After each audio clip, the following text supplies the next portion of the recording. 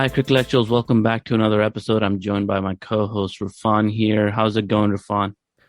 Hello, everyone. Welcome back to another episode of Crickellectuals. I'm good, man. Just trying to get back into work mode after a holiday yesterday. By the way, we keep on talking about work being hard and holidays in the same breath. Our audience is probably thinking, what are you complaining about? But anyway, we do stay busy all year long. It's just that all these holidays at the end of the year and January, beginning of the year, get packed together. Yes, so some of us do get to work hard all year long, and others just get the whole summer off. Some of us get summers off. I wonder who that is. Our audience probably doesn't even know our day jobs and what we do, actually. That'd be interesting to share, too.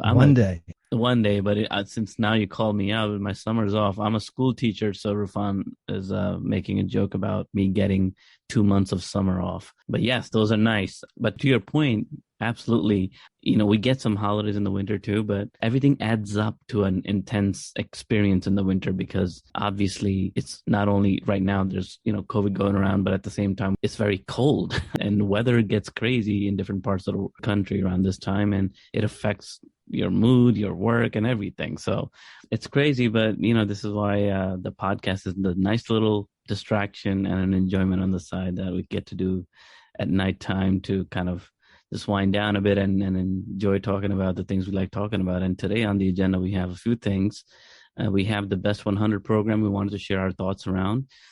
We have some PSL team picks we'll share with you today. Then Ramiz's 4-nation T20 series proposal that he tweeted about. And finally, this recent story that just broke out about children in our under 13, under 16 teams that were actually over age, and that led to the cancellation of the national tournaments. So we'll share our thoughts on that too. So let's start with the Best 100. What are your thoughts, Rufan? What do you know about it? What's going on? Very interesting, of course. We at Crickellectuals always welcome all the new ideas and initiatives. We actually also fantasize that Ramiz Raja is listening to our podcast because anything we talk about turns into reality the next day. So Ramiz, if you're listening, don't stay quiet. Mention our name. Give us a shout out. Yeah, so it's very interesting, but I do have some questions. So this is a scholarship of sorts that was announced a couple weeks ago, was it? Called the Best 100 program for youth and talented cricketers from ages 11 to 19. Apparently, they will be provided with full scholarship for education and 30,000 rupees monthly, which is great to motivate these youngsters and stimulate passion in youth in cricket altogether. So with every good initiative, there's always some questions that raise. And I'm always concerned about the sustainability and longevity of programs like this. I also want to know what's the process to select the top 100 players, and is it going to remain within boys or girls are going to be selected as well? That's a question as well. So I don't know, Jay, how much you read about it. But yeah, it sounds very interesting and promising for Pakistan Cricket. I'm just curious on additional details and how everything is going to unfold and come together at the end. Great points. We wrote and published a blog post about this also, and we try to point out some of the missing or some of the gaps per se, some of the things that you're mentioning basically about what the program sounds like on surface, and when you look closely, what questions come up. And we've posted those questions on our blog post, so check them out at crickellectuals.com. But in summary, this program, the Best 100, is also being referred to as junior contracts, or is under the umbrella of the larger initiative that Ramiz Raja had been kind of spearheading, which is the Pathways Cricket. So under the Pathways Cricket initiative, one of the ways in which they're strengthening and building pathways for children to enter into professional cricket over time, one of those programs is the Best 100.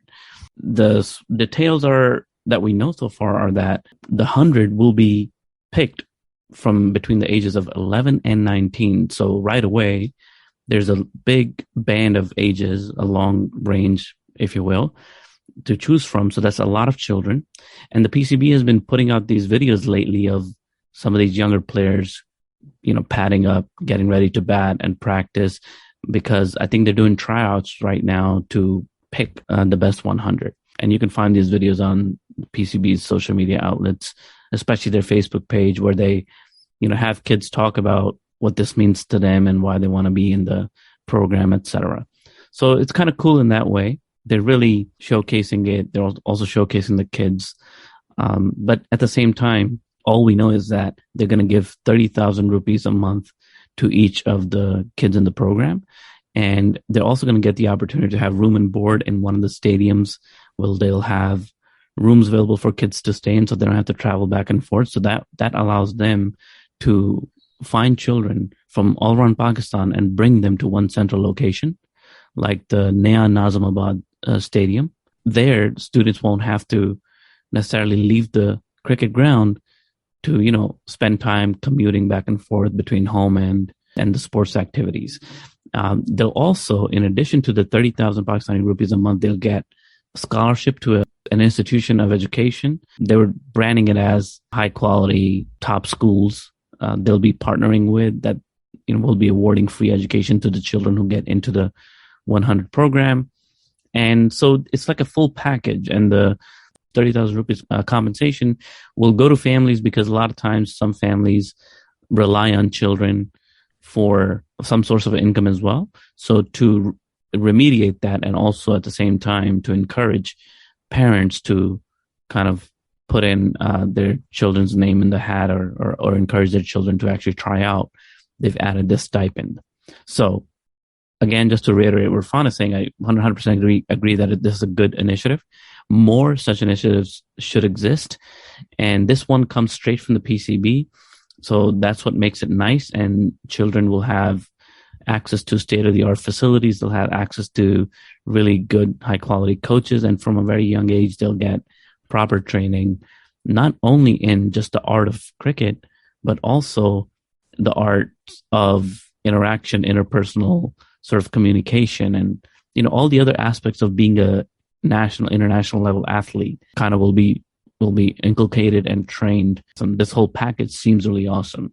What we don't know is how the kids will be chosen. We don't know how will there be a rolling basis, and like Irfan was saying, how long this program will last. And we also don't know smaller details, like who's running this program. Like, is there a director or a manager of this program who's spearheading the whole initiative? Is it Ramiz himself focusing all his energy on this, or there's someone else, that kind of leads this program? And then, what's the end goal of this program? Out of the 100, I imagine not all 100 will stay by the end, or will qualify to kind of enter into the different pathways of cricket.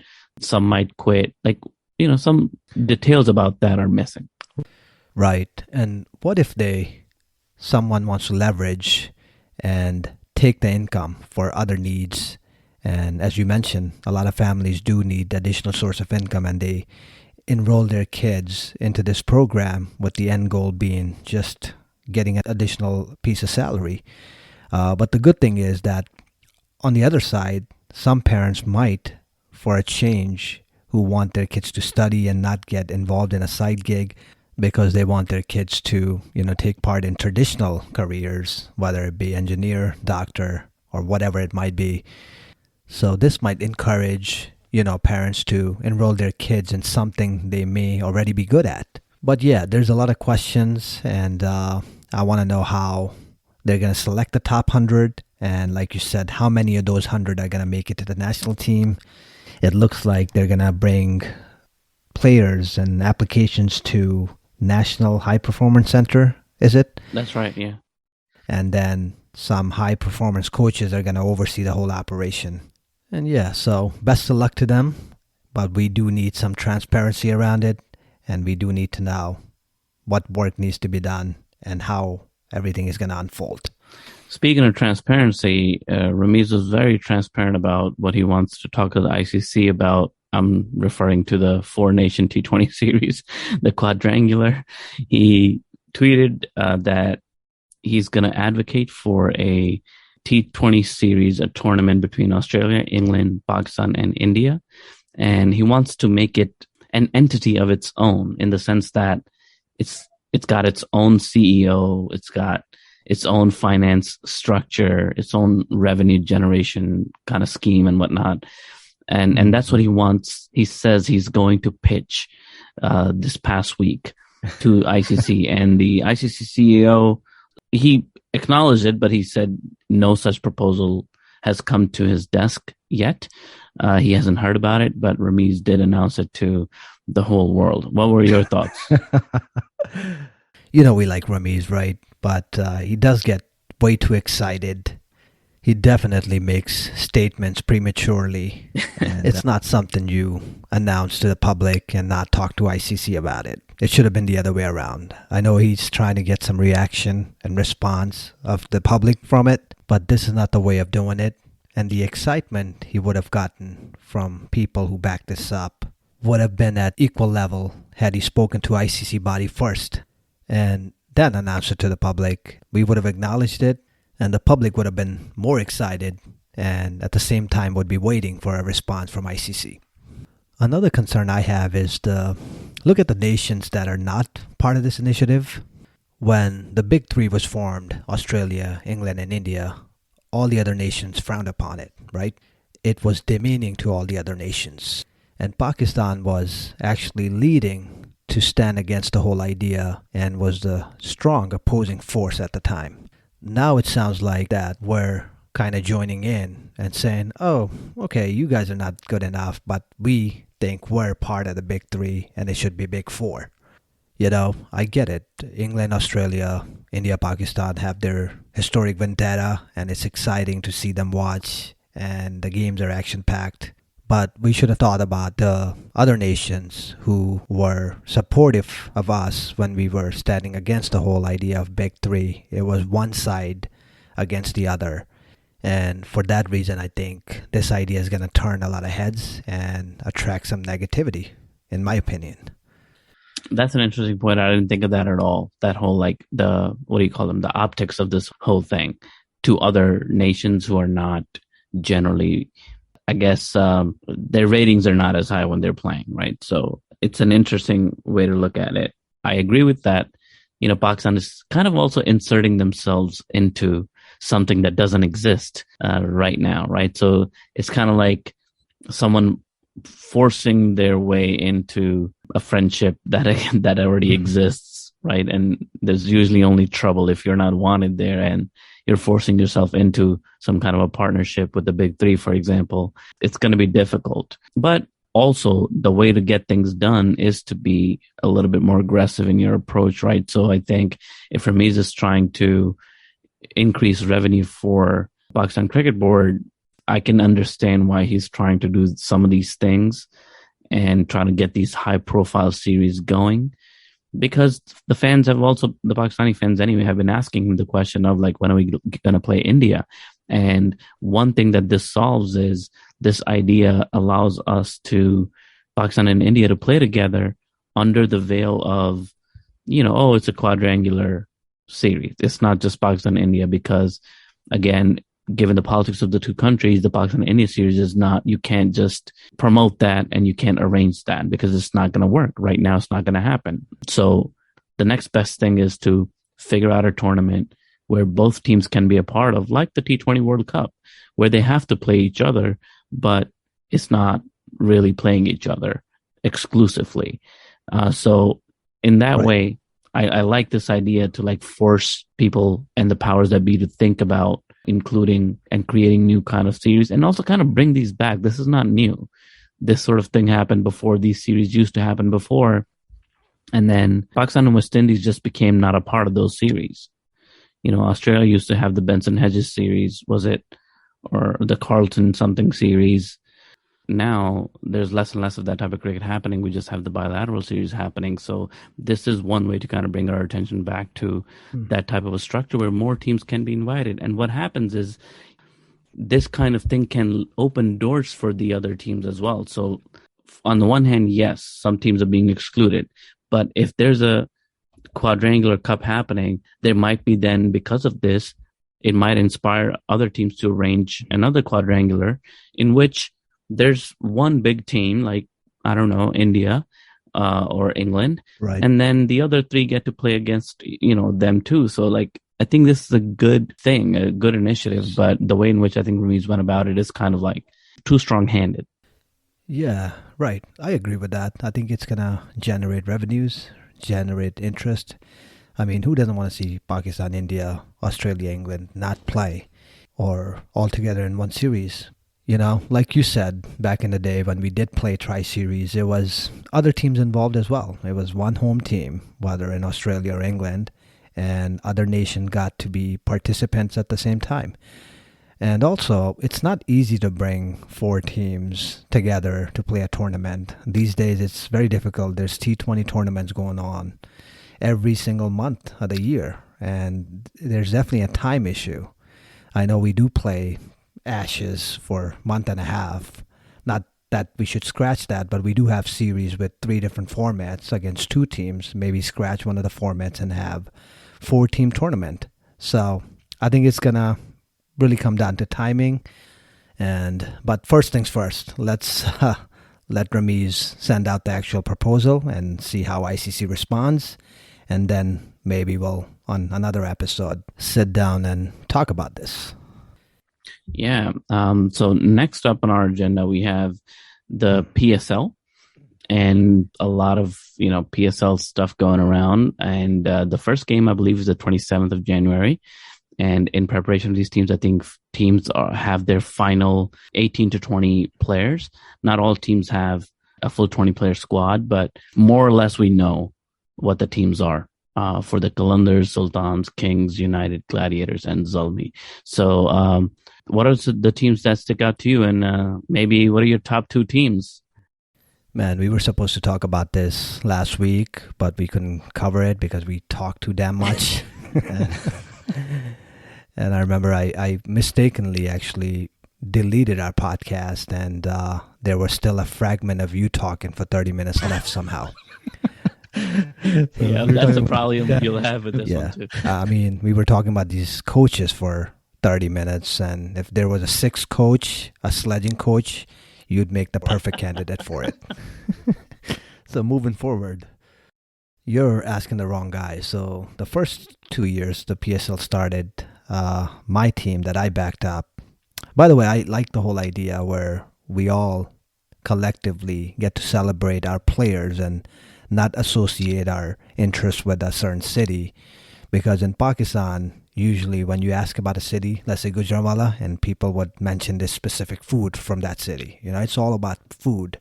With PSL, you get to really enjoy the different traditions and cultures and, the historic buildings and landmarks. And me and you being both enthusiasts of architecture, we really enjoy seeing the vast beauty of Pakistan in each city, especially the cities we didn't see as kids, and not just for food, but the whole 9.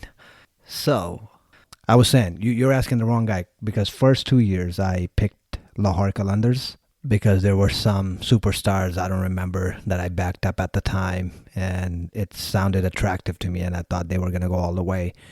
But they ended up both years dead last. And then 2 years later, Multan Sultan came into the picture. And I have a memory associated with Multan or Bahawalpur. Back when I was 10, I was moving from Karachi to Rawalpindi, and I got to stay there and experience the culture firsthand. So I think for that reason, when Multan Sultans were introduced 2 years later, I thought their name was awesome, their logo was cool, and their uniform to date is the best one out there. So I immediately backed up Multan Sultan. And guess what? That day I think they were either dead last or second to last as well. So this year I think I'm going to remain with Multan Sultans and back up that team. And the player is Rizwan, who we've been talking about all year long. And the second team I would back up this year would be Karachikings, because it's just stacked with a bunch of superstars. So we did a review of the Multan Sultans on the YouTube channel, and it's got some really good players, obviously, and it's got some hitters in there. Shahnawaz Dhani's in there too, as a bowler, so it should be cool. My top pick is going to be, I don't have any such investment, by the way you've described it. PSL is a new kind of interest for me. Actually starting last year, I haven't been following the league since its inception, so I actually don't know a whole lot about its history. So it's going to be an educational process for me as I learn and see how the franchises work together and what happens. So I'm looking forward to it. So the team that I'm picking for now, I have top two right now, and my first one is Quetta Gladiators. And you mentioned players. I was thinking about Iftikhar Ahmed, Mohammad Nawaz, Sarfaraz Ahmed, and Shahid Afridi. So these four players, to me, I think are going to be really game-changing for them. They're just looking really a formidable team because of them four. Sarfaraz has experienced so much with the national team, captaining. Shahid Afridi, same thing. And then I was really impressed with Iftikhar Ahmed and Mohammad Nawaz with their batting especially. So I'm really interested in seeing how that works out. And then they also have James Vince. It's really going to be interesting. I think Sarfaraz Ahmed is going to be captaining. And I'm just really looking forward to it. They have Ben Duckett also, and your favorite Umar Akmal. He's coming back. Yes. And that's an interesting pick because Umar Akmal went to the U.S., didn't do well, came back. He didn't look fit at all, but somehow he's in this team. So we'll see. But that's my question mark player. But other than that, Quetta Gladiators is looking on point for me. With bowling, they're a little bit on the weaker side, but they do have Sohail Tanveer and Naseem Shah. So Naseem doesn't have that much experience, but he's been developing and getting better and better. So I'm looking really forward to that. And my second one is Karachikings. And, you had Mohammad Rizwan. This one is Babar Azam's team. And they've got a couple of really good players. Joe Clark, that's a really special talent I'm looking forward to seeing. When I was reviewing Karachikings and making that video, his stats really stuck out to me. So I'm really interested in seeing him play. We have Muhammad Amir in there too. That's going to be cool. So I'm interested in Karachikings. They always also bring this attitude and passion, that team. They have a lot of pride in themselves, and I like to see a little bit of that. They always produce these intense moments with players sledging one another and stuff like that. I love that kind of excitement and entertainment. So we're excited, and we'll see what happens. And we'll obviously be covering the games and talking about the games in our future episodes. So stay tuned. And our last item on the list, which will be real quick, this overage children in our underage cricket. So the story headline is basically there was these under 16 and under 13 tournaments that were going on. And they were canceled because after testing, they do this bone-based testing to identify children's true age. And they determined that many of the children registered under a certain age number, but that's not how old they really were. They were older than that. And that's been a common problem and a historic problem in Pakistan cricket. Shahid Afridi has spoken about it in his book. That's been the most high-profile example of this, where he claimed to be, 20 or something, but he was older or something. So things like that have been ongoing, and this was the latest example of that. But my reaction is kudos to PCB for actually canceling the tournament and fixing the issue and addressing the issue, and excluding those individuals and those players who actually don't make the cutoff for the age. So this sets a good example for anyone else in the future, and I think it's a really good kind of lesson for everyone to learn and to change our cricket culture around age, because it's not fair to younger children who have to play with older children who are pretending to be young, and they're obviously in better shape, stronger in a lot of cases. So it's just not fair to younger children who are honestly trying to compete, playing under the right age group. So I'm all for it. I'm glad that they're doing this, and I hope that this is a good lesson that'll put a stop to this practice. Yeah, you made all the important points here. So without saying much, I'm glad that this has been looked into.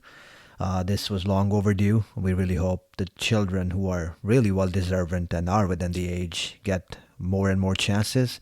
And good on PCB to finally look into this and correct the system and track these down. So good things all around, even though this is a tough piece of news, but it's a good thing overall. And on that note, we're going to go ahead and wrap up our episode for this week. Make sure you check us out on our Facebook page, and also check out our YouTube channel at Crickellectuals. And until next time, this is Jan Rafan signing out. Peace.